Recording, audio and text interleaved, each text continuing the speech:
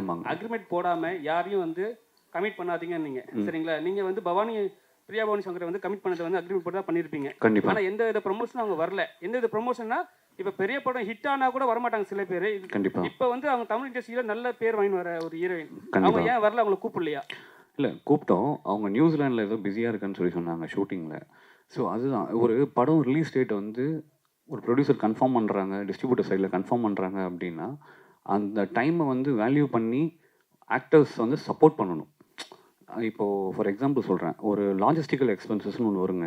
நீங்கள் வந்து ஒரு ஆர்டிஸ்ட்டை வந்து அங்கேருந்து நீங்கள் கூப்பிட்டு வந்து ஒன்று பண்ணும்போது அந்த ப்ரொமோஷனுக்கான வெயிட்டேஜ் எவ்வளோ இருக்குது, அதோட ரியாக்ஷன்ஸ் எப்படி இருக்குன்றதெல்லாம் செக் பண்ணி பார்க்குறதுக்கு ஒரு அமௌண்ட்டு செலவாகும். அது கால்குலேட் பண்ணி பார்த்தா அந்த காசை வந்து நீங்கள் வந்து ப்ரொமோஷனுக்கே போட்டுடலாம் அப்படின்னு தோணும். அதுதான், வேறு எதுவும் கிடையாது. நம்ம திரும்ப திரும்ப சொல்கிற பாயிண்ட் என்னென்னா வந்து அக்ரிமெண்ட்டில் நாங்களும் அதெல்லாம் மென்ஷன் பண்ணுறோம். அது யாரும் ஹானர் பண்ண மாட்டுறாங்கன்றது தான் பிரச்சனை.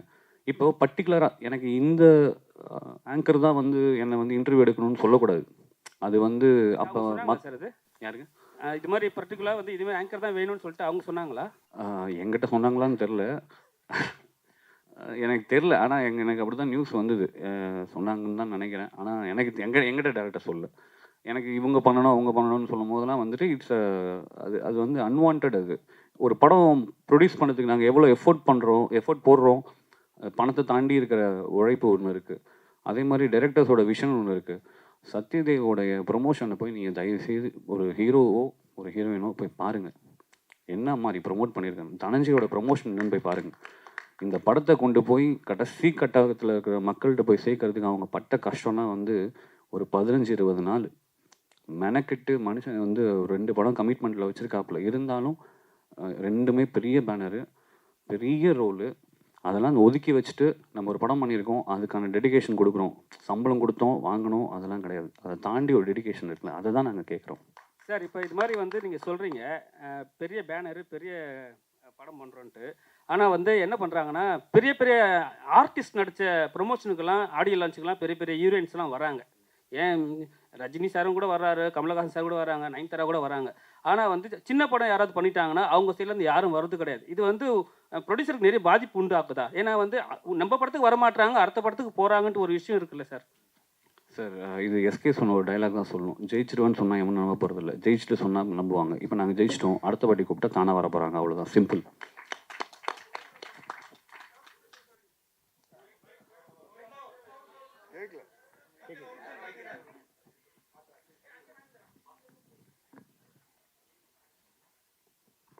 உங்களுக்கு வந்து கோயம்புத்தூர்காரங்க சத்யராஜ் சார், தெலுங்குக்காரங்க கன்னடத்துக்காரங்கெல்லாம் இவ்வளோ ஹெல்ப் பண்ணியிருக்கிறாங்க. நீங்கள் ஒரு கடலூர்காரரு, அந்த அம்மா ஒரு மாயவரத்துக்காரம்மா. எதனால் வந்து ப்ரொமோஷனுக்கு வரல, நாங்கள் நம்ம ஊருக்காரங்க அப்படின்னு சொல்லி சத்யராஜே தெலுங்கில் உங்களுக்கு இவ்வளோ சப்போர்ட் பண்ணிருக்காங்க. அந்த ஒரு ரீசன் மட்டும்தான் காரணமா, இல்லை ஒரு ப்ரொடியூசராக நீங்கள் ஏதாவது ஆதிக்கம் பண்ண நினச்சி அதனால் ஏதாவது வருத்தமா? ஏன்னா பிரியா பவானி சங்கர் சில அவங்க மேலே அந்த குற்றச்சாட்டு நீங்கள் தான் முதல்ல வைக்கிறீங்க. முன்னாடி நயன்தாரா இவங்க மேலாம் இருக்கும் அந்த மாதிரி குற்றச்சாட்டு. இல்லைங்க, இதுக்கு முன்னாடி எத்தனை படத்தோட ப்ரொமோஷனுக்கு நான் திரும்ப சொல்கிறேன், அவங்க வந்து வரலன்னுலாம் சொல்லலை, நல்லா புரிஞ்சுக்கணும். லாஜிஸ்டிக்கல் எக்ஸ்பென்சஸ் கால்குலேட் பண்ணி பார்த்தா அது வந்து எங்களுக்கு மேட்ச் ஆகலன்னு சொல்கிறேன். ரெண்டுத்துக்கும் வித்தியாசம் இருக்குது. இப்போது ஷூட்டிங் வந்து நம்ம வந்து எதுவும் இப்போ ரிலீஸ் டேட் வந்து நாளைக்கு ரிலீஸ்னு யாராவது சொல்லுவாங்களா? நீங்கள் சொல்லுங்க பார்ப்போம். யாருமே சொல்ல போகிறது இல்லை. அட்லீஸ்ட் ஒரு 1 மந்த்து, ஒரு 45 days பிஃபோர் நமக்கு தெரிஞ்சிடும். ஏன்னா 1 month பிஃபோர் நீங்கள் தியேட்டர் கன்ஃபர்மேஷன் கொடுத்தே ஆகணும். அப்படி இருக்கிற சுச்சுவேஷனில் நீங்கள் வந்து இந்த 1 month ஒரு 45 days டைம் இருக்குது அப்படின்னா அந்த கம்பெனியில் நீங்கள் பேசணும். ஃபார் எக்ஸாம்பிள் நான் சொல்கிறேன், இப்போ வெளியூரில் இருந்து அவங்கள கூப்பிட்டு வரும்போது அவங்க மட்டும் வர மாட்டாங்க, அவங்க டீம் ஃபுல்லாக வரும். அவங்களுக்கான ஒரு எக்ஸ்பென்சஸ் ஒன்று இருக்குது. அது எப்படி வந்து ஒரு ப்ரொடியூசர் ஹேண்டில் பண்ண முடியும்? அதுதான் நான் கேட்குறேன். அது வந்து அன்மேட்ச்டு. அதுவும் ஃபாரின்லேருந்து கூப்பிட்டு வரதுலாம் வந்து இப்போ நீங்கள் வந்து பிஸ்னஸ் கிளாஸ் கேட்பீங்க. நான் ஜென்ரலாக கேட்குறேன், பொதுவாகவே ஒரு ஆர்டிஸ்ட்னா அவங்களுக்கான செக்யூரிட்டி வேணும்னு சொல்லிட்டு அதெல்லாம் கேட்பாங்க. அதெல்லாம் நீங்கள் கால்குலேட் பண்ணி பார்த்தீங்கன்னா ஒரு 15-20 லட்ச ரூபா கிட்ட வந்துடும். அந்த 15 லட்ச ரூபா ப்ரொமோஷனில் போட்டால் என்னன்னா ஆப்வியஸ்லி இப்போ நான் யோசித்தேன், சிம்பிள், அவ்வளோதான். இது வந்து அவங்க வரமாட்டேன்னா சொல்ல, அது இல்லை எனக்கு இன்னைக்கு கொஞ்சம் ஏமாத்தம் தான். படம் எனக்கு ரொம்ப பிடிச்சிருந்து, ரிவ்யூலாம் பேசியிருக்கேன். ஆனால் என்ன ஏமாத்தனா, நானும் மாயவரத்துக்காரன் தான், அவங்கள அடிக்கடி பார்க்குறோம் நம்ம. எனக்கு இதில் அவங்களோட சூப்பராக அந்த வில்லி கேரக்டர் பேங்கில் அந்த மாதிரி இன்னும் 2-3 பேர் இருந்தாங்க. அவங்களெல்லாம் கூப்பிட்டுருக்கலாமே நீங்கள், நாங்கள் ஏமாறாமல் இருந்திருப்போமே வெற்றி விழாவில் அப்படின்றது தான். சக்ஸஸ் பார்ட்டியில் கண்டிப்பாக கூப்பிட்டுருலாண்ணா. சரி, அவர் ஹீரோட்ட கொடுங்க. ஒரு செகண்ட். சார் நீங்கள் வடபழனியில் நேவிலேயே இதுலேயே ஃபெயில் ஆகிட்டு தான் ஃபீல் பண்ணீங்க. ஆனால் இன்றைக்கி ஃபஸ்ட் கிளாஸில் அதுவும் டிஸ்டிங்ஷனில் இந்தியா முழுக்க பாஸ் ஆகியிருக்கீங்க. வாழ்த்துக்கள். நாங்கள் படம் பார்த்த அன்றைக்கே முடிவு பண்ணோம். இதுக்கு வந்து உங்களுடைய உழைப்பு, அதே மாதிரி உங்களோட இன்னொருத்தர் அந்த நடிச்சிருந்தார்ல, அவர் மட்டும் இல்லை, சத்யராஜ் சார்ட்டி ஒரு கேள்வி இருக்குது, நான் வரேன். நான் அதுக்கு முன்னாடி நீங்கள் 2 பேருமே போட்டி போட்டு நடித்த மாதிரி தெரிந்தது. 2 பேருமே ஏதோ ஒரு, அதாவது நீங்கள் உங்களுக்கு வந்து அவர் ஹீரோவா நீங்கள் ஹீரோவான்னு எங்களுக்கு அடிக்கடி கன்ஃபியூஷன் ஆச்சு படத்தில். 2 பேரும் ஹீரோ, ஆனால் அதில் வில்லனுக்கு ஹீரோ ஒரு பங்கு ஜாஸ்தியாக இருந்தீங்க. எப்படி அது? Sir, first of all, thank you for saying that. Yes, I failed in that Navy exam, and thank you for making a huge hit. Sir, that's how the script was written actually. So it's like a ego war between me and Dhananjay. So I mean, for me, the script is the hero more than anything else. So for whatever Ishwar told me, that was the hero first, and then I personally chose Surya character. When he gave me the option, I took Surya because I wanted to be that Surya. And I know from the beginning that's how it has to be. Now everyone is saying, you know, both the characters have elevated so nicely. I'm very, very happy because this is exactly what we thought. This is how it's going to be. Because it is like a ball. I have to be, you know, like when the ball is pressed more, it'll rise up. So Andamari, that is what the story is about. So he's been, someone has to get on top of him. Adio character like gets on top of him and puts him under severe stress. And now he has to come out and win. So Adi, that's how the script has been made, sir. And I'm happy that my brother and me, Dana is like my brother. And both of us being celebrated here. That's an amazing feeling. Yes, sir. Thank you. Sir Sathyaraj sir, இந்த ரேஸில் வந்து ஜெயிக்கிறதுங்கிறது சாதாரண காரியம் கிடையாது. எனக்கு தெரிஞ்சு நிறைய பேர் இருக்காங்க, நான் உட்பட, ஜெயிக்க முடியாமல். ஆனால் இப்போ உங்கள்கிட்ட கொடுத்து ஏதாவது கொஞ்சம் ஜெயிச்சு கொடுங்க சார் அப்படின்ற லெவலுக்கு அந்த கேரக்டர் எங்கள் கூட ஒன்றி போச்சு சார். அது ஒரு பாயிண்ட்டு. இன்னொன்று, நீங்கள் வந்து இந்த லோலாய் எல்லாம் பயங்கரமாக பண்ணுவீங்க. இந்த மாதிரி படத்தில் ஒரு டான், நீங்கள் பாபான்ற பேரில் ஒரு டானாக இருக்கீங்க. இப்போ ஷேர் மார்க்கெட்டில் ரேஸ்லாம் போட்டு நமக்கு ஒரு 2 ஜோடி எதுவும் இல்லையா அப்படின்ற ஃபீலிங் எதுவும் இல்லையா சார்? டைரக்டர்கிட்ட அதை பற்றி எதுவும் கேட்கலையா? இருக்காது அப்படின்னா டைரக்டர்கிட்ட பதிவு பண்ணுங்க சார். சார் அடுத்த படத்தில் சார் பார்ட் 2ல கொஞ்சம் சார் பாருங்க சார், ப்ரெஸ்லேயே கேட்குறாங்க சார், எனக்கு ஜோடி இல்லைன்னு அவங்க வருத்தப்படுறாங்க இல்லையா? சொன்னதே வந்து சார் வந்து ஒரு மொரட்டு சிங்கிள் இந்த படத்துல. அதனால் அடுத்த படத்தில் ஜோடி கொடுத்துருவாரு, அது ஒன்றும் பிரச்சனை இல்லை. எனக்கு இந்த மாதிரி யங் டீம் கூட ஒர்க் பண்ணல ரொம்ப எனக்கு இந்த படம் சூப்பராக ஜெயிக்குன்னு எப்போ முடிவு செஞ்சேன்னா, இந்த ஹைடெக் கிரைம் என்கிட்ட சொன்னார் ஈஸ்வர். சொன்னப்போ எனக்கு சுத்தமாக ஒன்றுமே புரியல. அப்போவே நினச்சி இந்த படம் ஜெயிச்சிரு அப்படின்னு. ஏன்னா யங்ஸ்டர்ஸ் கனெக்ட் பண்ணிக்குவான்னு தெரியுது இல்லை, இது வந்து அவங்களுக்கு கனெக்ட் ஆயிரும் அப்படிங்கிறது தெரியுது. எனக்கு பொதுவாகவே என் வயசில் இருக்கிறவங்க எந்த அளவுக்கு டெக்கியாக இருக்கிறாங்களோ அதில் நான் ரொம்ப ஒரு 10% தான். எனக்கு இந்த விஷயங்கள் எதுவுமே தெரியாது. நான் ட்விட்டர் இல்லை, இன்ஸ்டாகிராம் இல்லை, ஃபேஸ்புக் இல்லை, பாலா சார் இல்லை சார் உங்கள் இதுலையெல்லாம் போட்டு விடுங்க சார் அப்படிவாங்க. சார் நான் எதுலேயுமே இல்லை சார். எனக்கு 47 வருஷமாக போனோம். டோப்பாவை தூக்கி தலையில் வைக்க வேண்டியது, ஷார்ட் கேமரா, ஆக்ஷன், கட் அப்படின்னா வந்து நான் உட்காந்துட்டு வெட்டி அரட்டை அடிக்கிறது. இந்த படத்தினுடைய மேன்மைக்காக எல்லாம் பாடுபடுறதில்ல. வெட்டி அரட்டை, ஊர்வாயா, உலக வாயெல்லாம் பேசி, யார் நம்ம எல்லாம் கவுண்டமணி என்ன மணிவன சார் கூட வளர்ந்தவங்க தானே. அதனால் இதெல்லாம் பேசி சிரிச்சுட்டு பேக்கப்னோன்னா டோப்பா கழட்டி வீசிட்டு கிளம்ப வேண்டியதான். இப்படி தான் வாழ்க்கையை ஓடிட்டுருக்குது. எங்கிட்ட கேட்பாங்க, சார் அந்த பாகுபலியில் எப்படி சார் கஷ்டப்பட்டு நடிச்சிங்களா அப்படின்னு. ஒன்றுமே இல்லை சார், நடிகன் படத்தில் எப்படி நடிச்சினோ அதே மாதிரி தான் எல்லா படத்துலையும் ஜாலியாக தான் நடிச்சிருக்கேன், ஒன்றும் கிடையாது அப்படின்னு சொல்லுவேன். அதனால் சரி எங்கேயோ விட்டு போட்டு எங்கேயோ இந்த வயசாகிருச்சுனால கேட்ட கேள்விக்கு ஏதாவது சம்மந்தம் இருக்குதா நான் பேசுகிறது? இருக்குதா? சரி சரி சரி. இப்போ நமக்கு தேவை வந்து அடுத்த படத்தில் எனக்கு 2-3 ஹீரோயின். Okay sir. அப்படியே director sir sir director sir, இந்த படத்தில் இவ்வளோ காஸ்டிங், மெயினாக சத்யராஜ் சார் அந்த கேரக்டர், இவங்க 2 பேரோட உழைப்பு, அந்த ஹீரோயின்ஸ் எல்லாருமே, அதுக்கு மேலே டயலாக்ஸு, ஒரு டயலாக்கும் பாட்டு வரியில் கூட நமக்கு வேணுங்கிற நினைக்கிற பணத்தை எதிரில் இருக்கிறவன் மறுக்க முடியாத இடத்துல வச்சு கேட்கணும். அது மாதிரி பணங்கிறது ஒருத்தன் கையில் இருக்காது. நான் என்ன இயேசு கிறிஸ்துவா வெள்ளிக்கிழமை ஏஞ்சி வர்றதுக்கு, இந்த மாதிரி டயலாக்லாம் பார்த்தீங்கன்னா தேட்டரில் ப்ரெஸ் ஷோலேயே கிளாப்ஸாக இருந்தது. இந்த டயலாக்லாம் எப்படி நீங்கள் மட்டுமே யோசிச்சு பண்ணீங்களா இல்லை? ஆமாம் சார். இது ஃபஸ்ட்டு நாங்கள் டிராஃப்ட் எழுதும்போது அதை பவுண்டாக நானும் யுவா உட்காந்து டிஸ்கஸ் பண்ணிட்டோம். அதுக்கப்புறம் ஒரு டிராஃப்ட் எழுதும்போது யுவாவும் ஐடியா கொடுப்பாரு இந்தந்தன்னு. அது கேரக்டர் யோசிக்கும் போதே அந்த இது ஆட்டோமேட்டிக்காக வந்துடுது சார். நான் இங்கே ஆரோவில்ல தான் உட்காந்து எழுதினேன். எப்போவுமே அங்கே போயிடுவேன் யூஸ்வலி. அங்கே போய் எழுதும்போது இந்த கேரக்டர் யோசிக்கும் போதே ஒரு கவுண்டர் வந்துடும் அந்த இது. இன்னொன்று அந்த நீங்கள் சொன்ன அந்த கடைசி டைலாக், எஸ் அது எதிரில் இருக்கிறவன் இல்லைன்னு சொல்கிற இடத்துல நிற்க வச்சு தான் நமக்கு வேணுங்கிறத கேட்கணுன்றது, அது அந்த கேரக்டரோட மொத்த டெஃபினேஷன் அது. அந்த ஏன் இவ்வளோ தூரம் அந்த கேரக்டர் வந்ததுன்றதுக்கு. ஸோ டைலாக்ஸ் அஃப்கோர்ஸ் எல்லாம் டிஸ்கஸ் பண்ணி தான் பண்ணுவோம். அது அவுட் ஆஃப் தி கேரக்டரே சில இது டப்புன்னு அதுவே வரும். சில இடத்துல அது ஒர்க் அவுட் ஆகிடும் சார். அதே மாதிரி முன்னாடிலாம் பணம் இப்போ நீங்கள் வந்து ஷேர் மார்க்கெட், குதிரை ரேஸ் எல்லாமே காமிச்சிருந்தீங்க, லாட்ரி மணி டாண்டிங். இது வந்து லக்கி பாஸ்கர்லையும் சமீபத்தில் ரிலீஸ் ஆன அந்த படத்துலேயும் இருந்தது. ஆனால் இதை நீங்கள் வேறு மாதிரி காமிச்சிருந்தீங்க. அந்த படமும் ஹிட்டு, உங்கள் படமும் அதை விட பெரிய ஹிட்டு. இது வந்து ஏற்கனவே எதிர்பார்த்ததா. அப்புறம் என்னுடைய கேள்வி என்னென்னா, இந்த பேங்க்கு பரிவர்த்தனை இந்த மாதிரி இதில் நம்ம பேங்க்கு போனோம்னா ஒரு 100 ரூபா நம்ம காசு எடுக்கிறதுக்கு 1000 கையெழுத்து போட சொல்லுவாங்க. அந்த மாதிரி ஏதாவது பாதிக்கப்பட்டு இந்த மேட்டரை வந்து பேங்க் உள்ளார இருக்கிறவன் என்னெல்லாம் பண்ணுறாங்கிற மாதிரி வச்சிங்களா? ஏன்னா ரொம்ப நேச்சராக இருந்தது. வாழ்த்துக்கள். Thank you sir. தேங்க்யூ, ரொம்ப நன்றி sir. Seriously thank you so much.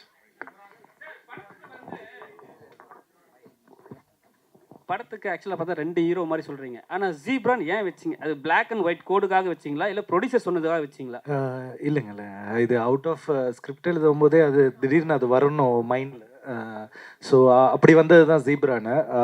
எனக்கு என்னென்னா, இதில் இந்த படத்தில் யாருமே பியூர் பிளாக்கும் கிடையாது, பியூர் ஒயிட்டும் கிடையாது. பார்த்தீங்கன்னா தெரியும், எல்லாருமே கிரே தான்.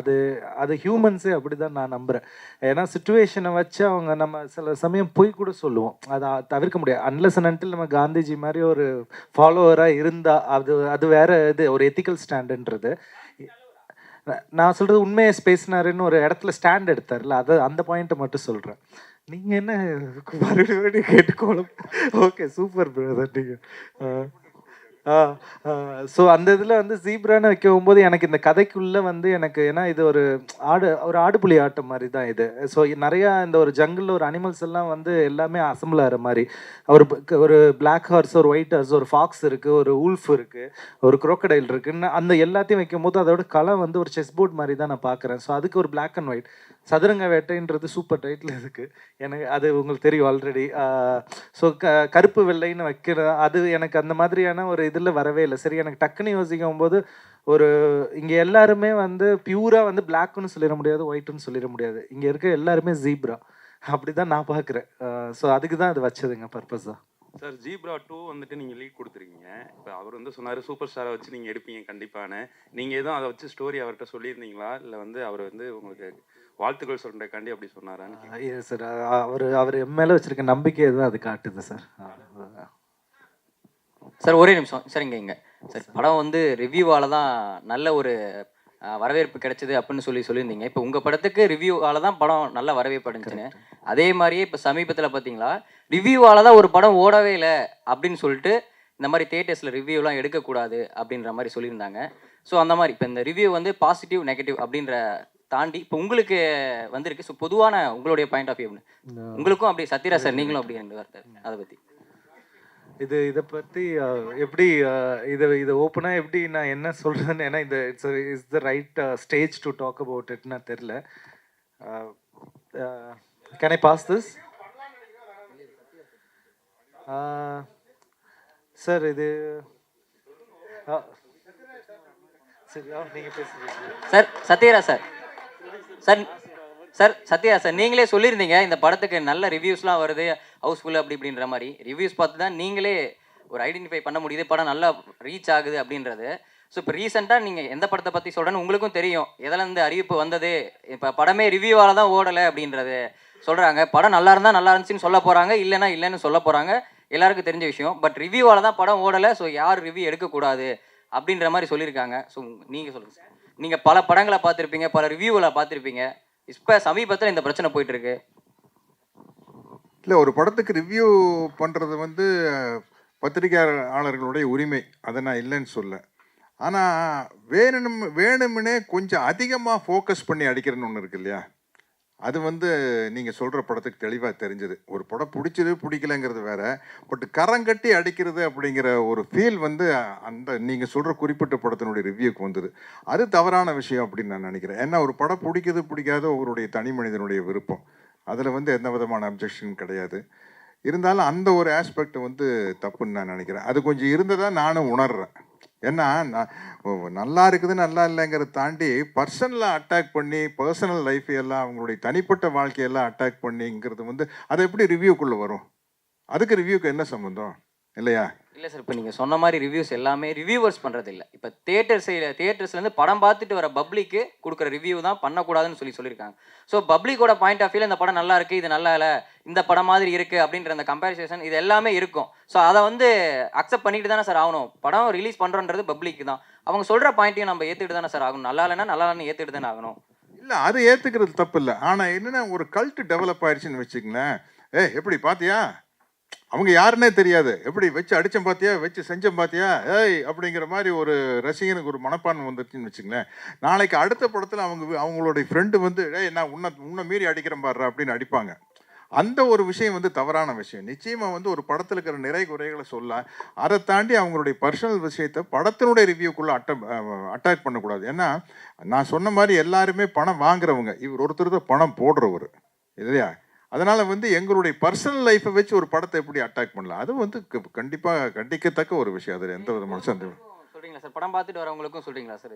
பொதுமக்களுக்கு நான் என்ன சொல்கிறேன்னா, நீங்கள் வந்து படத்தை மட்டும் ரிவ்யூ பண்ணுங்க, அதை தாண்டி பர்சனலாக ரிவ்யூ பண்ணாதீங்க அப்படிங்கிறது பொதுமக்களுக்கு நான் வைக்கிற ஒரு தாழ்மையான வேண்டுகோள். அவ்வளோதான் சார். ஹீரோ சார், உங்களுக்கு ஹீரோ சார் சொல்லுங்கள் சார். சார் வாழ்த்துக்கள் ஃபஸ்ட்டு. உங்களுக்கு படத்தில் வந்து ரொம்ப நீட்டாக ரொம்ப அழகாக பெண்களுக்கு பிடித்த மாதிரி இருந்தீங்க.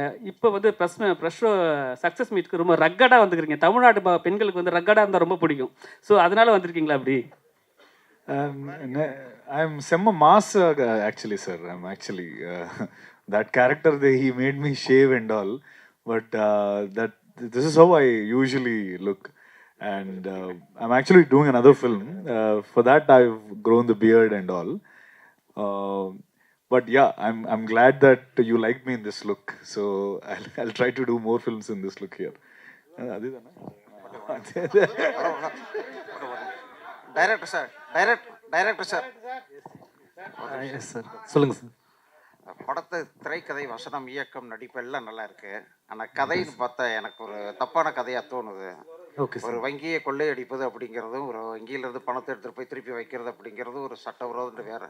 ஆனால் ஒரு கமர்ஷியல் படத்தில் இப்படி ஒரு ஹீரோ செஞ்சுட்டு தப்புச்சிட்டான் அப்படின்னு காட்டுறது வந்து ஒரு தவறான வழியே காட்டுது அப்படின்னு நான் நினைக்கிறேன். இல்லை, ஓகே, கண்டிப்பாக அதை ஏற்றுக்கிறேன் சார். ஏன்னா இந்த கதையை இப்போது ஸோ ஒரு சினிமாட்டிக்காக ஒரு விஷயத்த நான் சொல்ல வேண்டியது இருக்குது இந்த இதில்.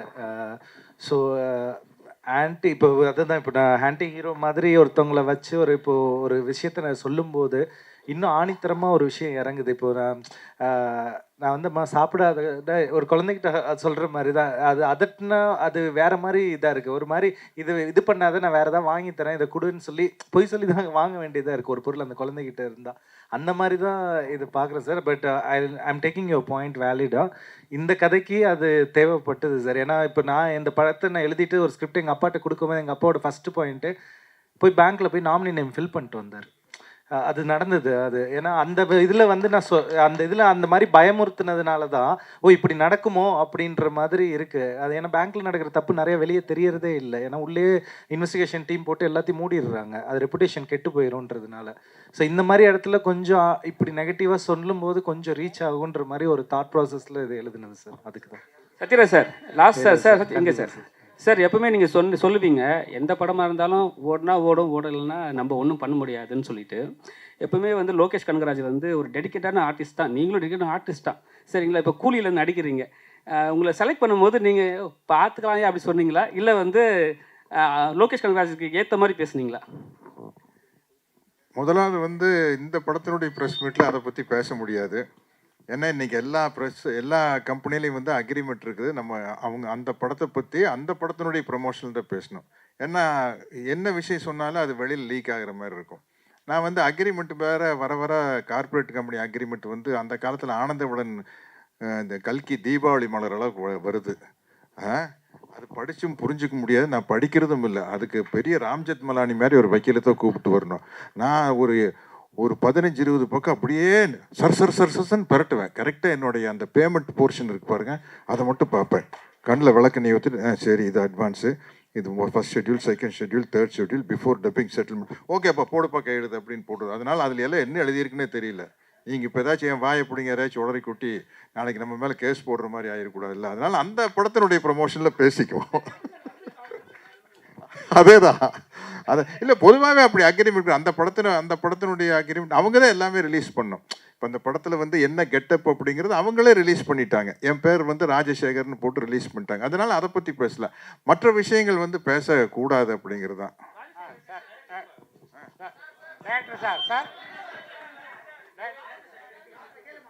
கேளுங்க இருங்க, ஏதோ கேட்குறாங்க.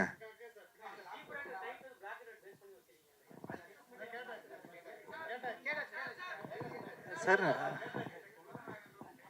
டைரக்டர் சார், சாரி சார், சொல்லுங்க சார். வந்து சத்யராஜ் சார் ஒரு ஷேர் சர்டிஃபிகேட் ஃபிசிக்கலாக இருக்கிறதா ஆமாம் சார், அப்படியே ஒயிட் ஆகி கொடுக்குறதா ஒரே டைலாக்ல பெரிய அமௌண்ட்டு ஆமாம் சார். இப்படி வருது. ஃபிசிக்கலாக இருக்க ஷேர் சர்டிஃபிகேட்டை டிமெட்டீரியலைஸ் பண்ணாமல் டிமேட் அக்கௌண்ட் ஓப்பன் பண்ணாமல் எப்படி அவ்வளோ பெரிய அமௌண்ட் அப்படி ஒரு டயலாக்ல ஒரு லைனில் வந்து அப்படி பண்ணுறாரு? எந்த சார் அந்த மார்க்கெட் கிரைம் சொல்கிறீங்க? ஷேர் மார்க்கெட் சார், இது அது இப்போ வளர்க்குறதுல இல்லை சார். அதான் சார் நான் சில இது வந்து நம்ம தாங்க டிமேட் அக்கௌண்ட்லாம் இருக்கு. இல்லை சார், நான் கரெக்டு சார். இப்போ நான் சொல்கிறது வந்து நான் ஒரு 2012 அந்த ரேஞ்சில் எப்போ வாங்கியிருந்தாலும் அந்த ஷேரு ஃபிசிக்கல் ஃபார்மில் இருந்ததுன்னா அதை இப்போ வந்து டிமேட்டுக்கு மாற்றுறீங்க, டிமேட் பண்ணுறீங்கன்னா அதை கம்பெனிக்கு போயிட்டு வரணும். அதை சார் கல்ல நோட்டை கூட அடிச்சு புழக்கத்தில் விடலாம் சார். ஆனால் இது அந்த மாதிரி விஷயத்த பண்ணவே முடியாது. ஆமாம் சார். இது இப்போ சார் நான் வந்து ரிட்டர்ன் அமௌண்ட்டை தான் டிமேட்டுக்கு கொண்டு வர மாதிரி எப்படி இருக்கு ரிட்டர்ன் சார். வரும்? கம்பெனிக்கு போகாமல் அவங்க அப்ரூவ் பண்ணாங்க சார். இப்போ ஷெல் கம்பெனிஸ்னு சிலது இருக்குல்ல சார். இப்போ ஜஸ்ட் ஃபார் எக்ஸாம்பிள், இப்போ அதுக்கு தான் இப்போ நான் கொல்கத்தாவில் ஜமாகர்ச்சி அப்படின்னு ஒரு கேரக்டர் சொல்கிறேன். Jamakharchi is meant for shell companies அங்கே கொல்கத்தாவில். இப்போ இந்த மாதிரி நிறைய ஷெல் கம்பெனிஸ், கம்பெனி நேம் மட்டும் இருக்கும், அந்த இடத்துல அந்த மாதிரி ஒரு ஃபிசிக்கலாக ஒரு கம்பெனியே இருக்காது. அதில் தான் இன்வெஸ்ட்மெண்ட்லாம் போட்டு அது ஒரு சும்மா ஏறுற மாதிரி அவங்க மேனிப்புலேட் பண்ணுறாங்க. இப்போ இது நிறைய இடத்துல நடந்துக்கிட்டே இருக்குது. இது வந்து நான் இப்போ சொல்ல அர்ஷத் மேத்தா சார் அங்கேருந்து அந்த சைட்லேருந்தே வருது. இப்போ ஷெல் கம்பெனிஸ் மாதிரி பாபா கேரக்டர் நிறைய ஷெல் கம்பெனிஸ், நான் ரொம்ப டெப்த்தாக அதுக்கு தான் நான் அதுக்குள்ளே போகல. பாபா கேரக்டர் வந்து ஷெல் கம்பெனிஸ் மேலே இந்த மாதிரி நிறைய வச்சுருக்காங்க. இப்போ அவங்களுக்குள்ள ஒரு 1000 பேர் செல் கம்பெனிஸ் மாதிரி வச்சுருப்பாங்க. நீங்கள் போய் அந்த இடத்துல பார்த்தீங்கன்னா அந்த கடை பூட்டி இருக்கும், ஒரு சாதாரண டீ கடை கூட இருக்கும், ஆனால் அது ஒரு பெரிய கார்பரேட் மாதிரி காட்டியிருப்பாங்க. அதில் உள்ளே இருக்கிறவங்க ப்ளே பண்ணி இன்வெஸ்ட்மெண்ட் பண்ணி அந்த மாதிரி ஷேர். நான் எப்படி காட்டுறேன்னா, Baba is owning shell companies, நிறைய ஷெல் கம்பெனிஸ் உள்ளே வச்சுக்கிட்டு அதை மேனிப்புலேட் பண்ணி உள்ளே இருந்து அந்த பணத்தை வந்து ட்ரான்ஸ்ஃபர் பண்ணுறாருன்னு. அது நான் ரொம்ப டீட்டெயிலாக போனேன். இவ்வளோ தூரம் என்னால் ஒரு சினிமாக்குள்ளே சொல்ல முடியுமான்னு தெரில. பிகாஸ் நான் ரிசர்ச் பண்ணிட்டேன். அதை எவ்வளோக்கு சொன்னால் அது போதும், அதுக்கு மேலே வேண்டாம் அப்படின்றதுக்கு தான் சார். அதில் ஏதாவது லாஜிக்கல் எரர் வரக்கூடாதுன்றதுனால தான் அந்த இடத்துல வந்ததுனால கொஞ்சம் சினிமாட்டிக்காக சொல்கிறதுக்கு ஒரு சில இடத்துல லிபர்ட்டி எடுத்திருக்கோம் நாங்கள். அதுதான் ரொம்பவே எடுத்துட்டீங்க சார். ஓகே சார், நல்ல கேள்வி sir. Thank you sir, really good question. Thank you.